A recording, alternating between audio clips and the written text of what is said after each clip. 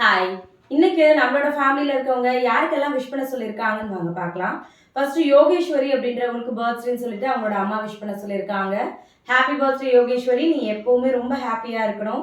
அடுத்தது ராம்கி அப்படின்றவருக்கு வந்து பர்த்டே அவங்களோட ஒய்ஃப் தான் வந்து விஷ் பண்ண சொல்லியிருக்காங்க. ஹாப்பி பர்த்டே ராம்கி பிரதர், நீங்களும் எப்பவுமே உங்க ஃபேமிலியோட ரொம்ப ஹாப்பியா இருக்கணும். அடுத்தது மதீஷ்க்கு வந்து 13th பர்த்டேன்னு சொல்லிட்டு அவங்க அம்மா விஷ் பண்ண சொல்லியிருக்காங்க. ஹாப்பி பர்த்டே மதீஷ், நீங்களும் எப்பவுமே ரொம்ப ஹாப்பியா இருக்கணும். அடுத்தது ஜெயஸ்ரீ நாராயணன், ரெண்டு பேருக்குமே நேற்று வெட்டிங் ஆனிவர்சரி. நேற்று என்னால் விஷ் பண்ண முடியல.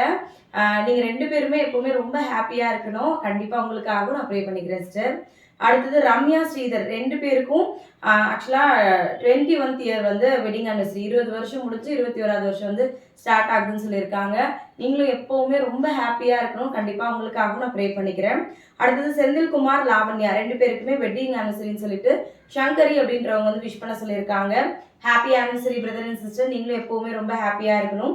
அடுத்தது பெரியசாமி எழிலரசி, ரெண்டு பேருக்குமே வெட்டிங் ஆனிவர்சரின்னு விஷ் பண்ண சொல்லியிருக்காங்க. Happy anniversary brother and sister, நீங்களும் எப்பவுமே ரொம்ப ஹாப்பியாக இருக்கணும்.